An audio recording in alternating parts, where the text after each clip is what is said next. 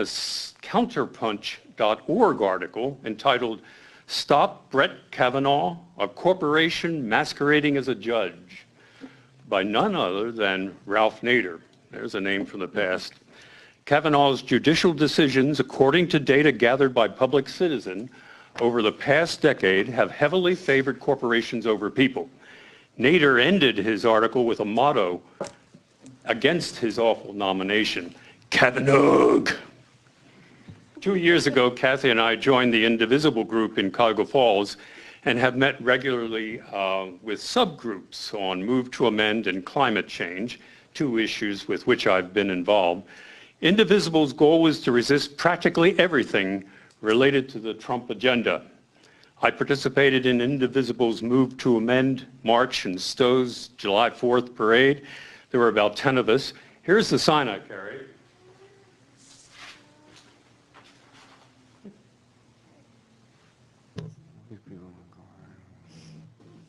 No laughter, just pretty serious, huh? We'll be up here if you want to see. Then we got marched in the Barberton Labor Day parade. Let's move from the sign on the streets of Stowe and Barberton to the House of Representatives in D.C.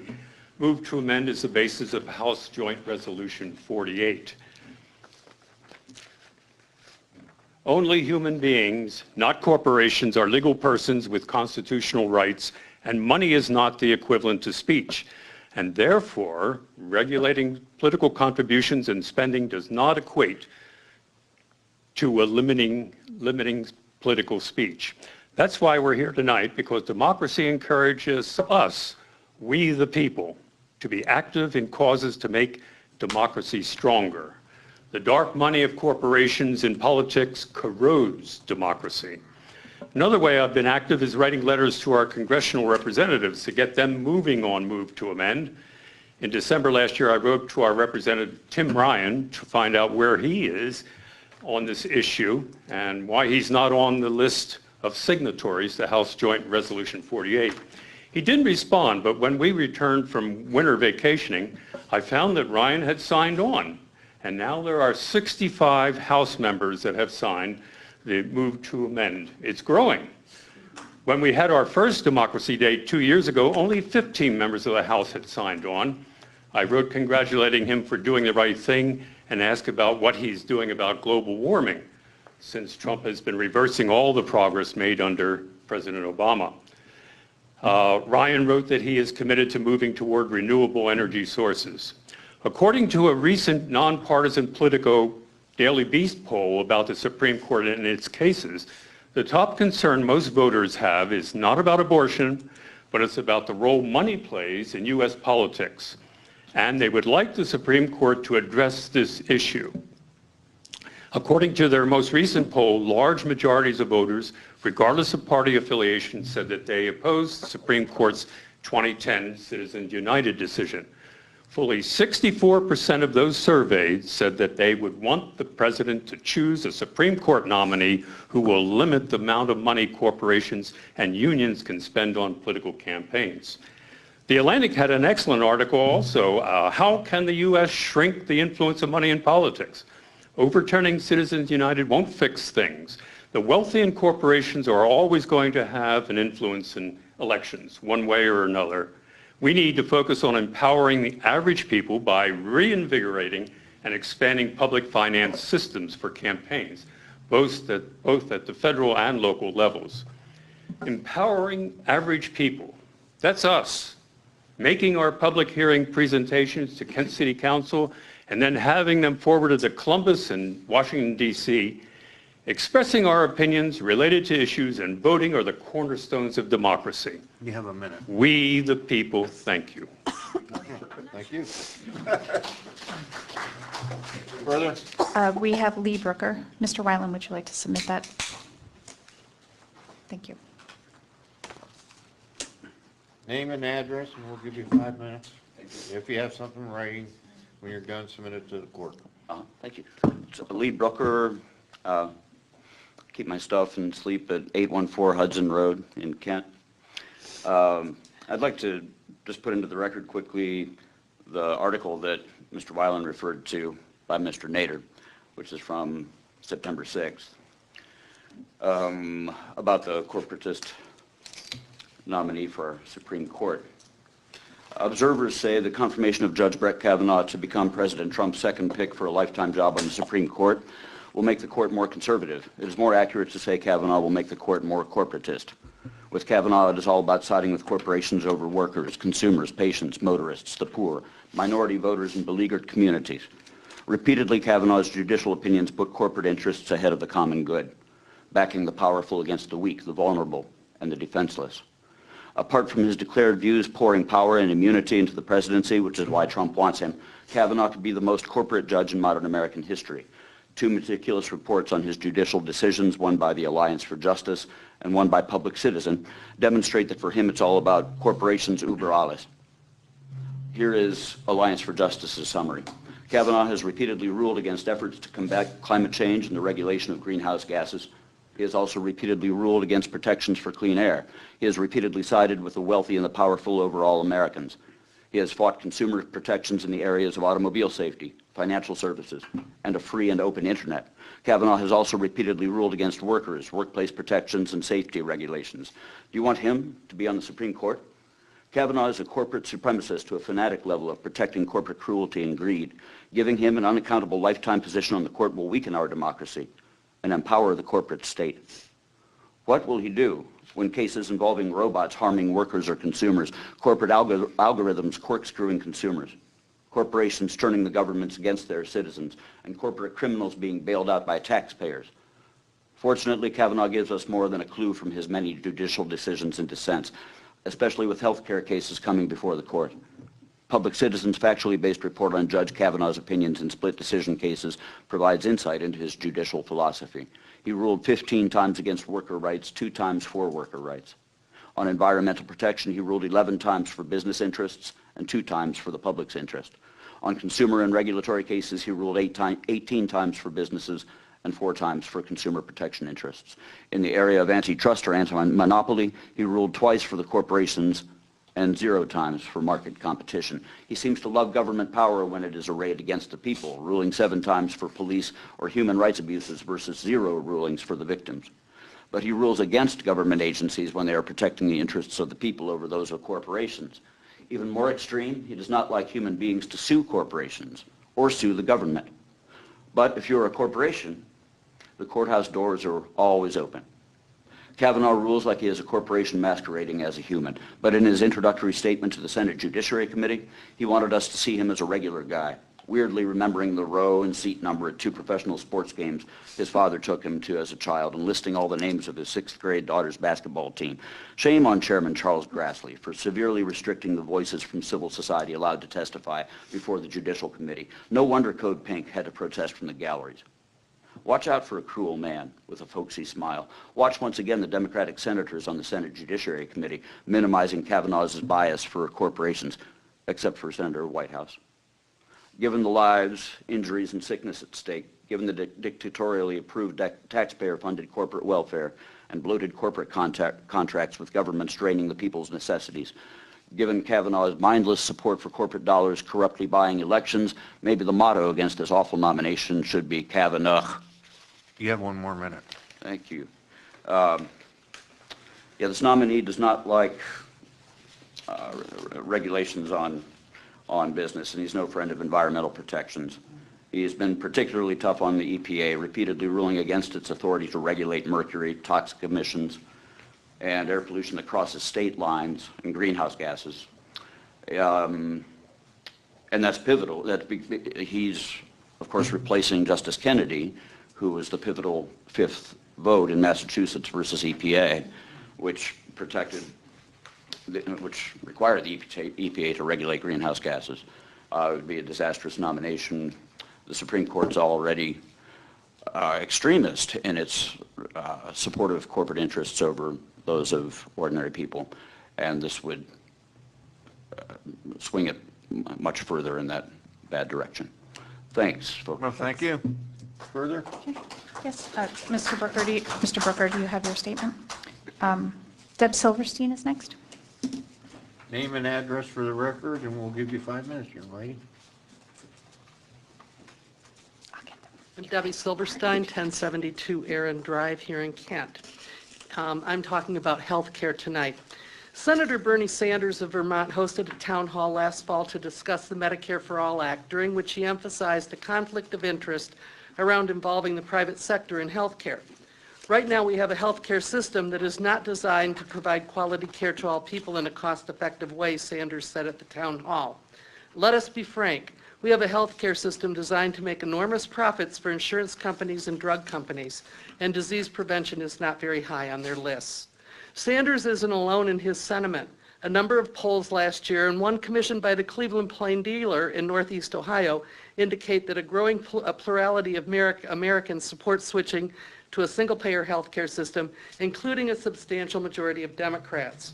A single-payer system would change the current health care system by using taxes to expand Medicare coverage to all Americans, allowing anyone to access care whenever they need it. However, Congress may be slow to respond to the growing interest in the healthcare model found in Canada and across much of Western Europe. The influence wielding of insurance and pharmaceutical companies appears to be a barrier preventing Congress from embracing single payer. A Center for Responsive Politics analysis found a correlation between congressional Democrats' support for single-payer proposals and contributions received from the health insurance and pharmaceutical industries. 1/3 of Senate Democrats have co-sponsored the Medicare for All Act, which Sanders introduced in September. Democrats who haven't co-sponsored the bill received 146% more money on average from health insurance companies between 2011 and 2016 than those who have, and 60% more from pharma. In the House, the Expanded and Improved Medicare for All Act received a larger proportion of Democratic support, with almost 2/3 co-sponsoring the bill. House Democrats who haven't co-sponsored the bill received 137% more money on average from health insurance companies during the 2016 cycle than those who have, and 77% more from pharma. Unsurprisingly, party leaders received the most contributions from the health industry in both houses. Check out Chuck Schumer's contributions. Congressional Democrats' ties to the health insurance and pharmaceutical industries have long been tight. Former Democratic House Speaker Dick Gephardt of Missouri, who owns the lobbying firm Gephardt Group, has lobbied on behalf of such clients as United Health Group and Bayer, its highest paying client last year. Gephardt was asked by The Intercept for his thoughts on the prospect of a single-payer system. Not in my lifetime, he replied. Healthy individuals and a healthy democracy are inextricably connected. Ending corporate constitutional rights is the ultimate cure to our critically ill healthcare system and our democracy. Move to Amend's We the People Amendment abolishes the constitutional doctrines that give corporations personhood rights and that allow the spending of money in elections to be protected as free speech. We need to join together to build and sustain a powerful and authentically diverse democracy movement that will guarantee just and peaceful laws, including a universal, affordable, accessible, and comprehensive health care system for every person. We're hopeful about the new Medicare for All bill in the Senate, but the reality is that unless we address the legal mechanisms corporations are able to use to dominate our government, it's unfortunately unlikely that we will see changes to healthcare policy that benefit we the people instead of the corporate bottom line. I've included the top 25 recipients from health insurance, HMOs, and pharmaceutical and healthcare products in the House and Senate. Thank you. You want to leave that with the court? Well, all right. Yep, thank you. Further? Karliski?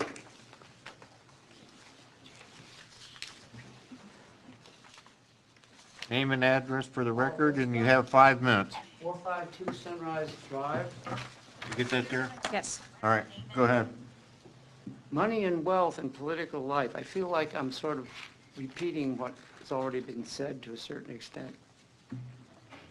The most wealthy nation, our most wealthy nation, has a huge problem with the ways the concentration of wealth in the hands of a relatively small number of individuals and families corrupts our representative government. Recently, the Supreme Court ruled that corporations have the rights of people and that money is protected by the constitutional free speech clause. This allows huge sums to be spent influencing voting campaigns without the public knowing the specific sources.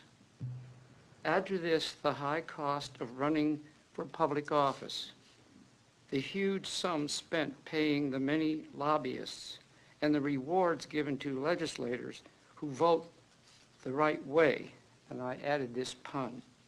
This happens on the left, too.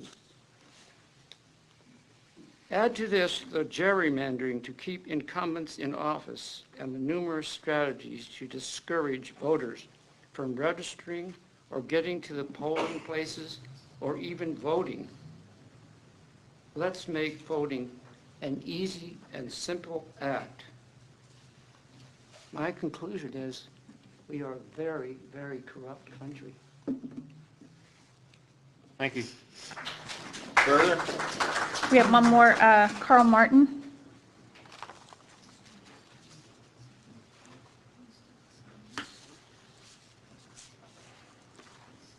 Name and address for the record, and if you have a handout, you can give it to the clerk. I wouldn't We'll call it give you much 5 of a minutes. handout, but somewhat illegible. Carl Martin, You want to talk into the 1734. mic, please? Carl Martin, 1734 Walnut Road, and that's just off Diagonal. Lived in Kent for 37 years. I figure that everything affects everything, so I'll start off with this is more theoretical. But I met a guy at the beach who has become a curriculum theorist. His name's Henry Giroux. And basically his stance lately is the U.S. is at war with its young people. The youth are derided by politicians looking for quick fix solutions to crime and demonized by popular media. I've never seen that too much here in Kent. It's an amazing school system. I ran into Roger early today, and I don't see a lot of culture of fear in this town. Instead, I see critical citizens rather than what you might call unthinking patriots. But I wanted to talk about, of course, closing the gap between the rich and poor. Some speakers have talked about that. Maybe neoliberal market-driven short-sightedness, and someone mentioned I believe Bill, human beings are not corporations. And I would just add to that capitalism and democracy are not the same thing and don't coexist very well, at least in my point of view. But I wanted to talk a little bit about John Dewey, because I think his version of democracy is one of the best I've heard. One of my professors from Westminster College, way back in 1973, we would have coffee and we would sit down and talk about the pragmatists and American philosophers. And basically, he thought that, as far as John Dewey goes, that democracy is the best way to achieve our ideals. It's not individual, it's collaborative. We work in communities. And his idea of democracy doesn't rest on corporate power, but it's the full flowering of the capacities and abilities of individuals working in groups. And you avoid being dominated that way. It enables this flowering of your capacities. So with that, I think if we look to John Dewey, we could talk about shrinking corporate power and really embrace what the definition of democracy is. It's been hijacked by a lot of groups, and we don't have a real good definition, but I think Dewey provides a good one. Thank you very much. Thank you.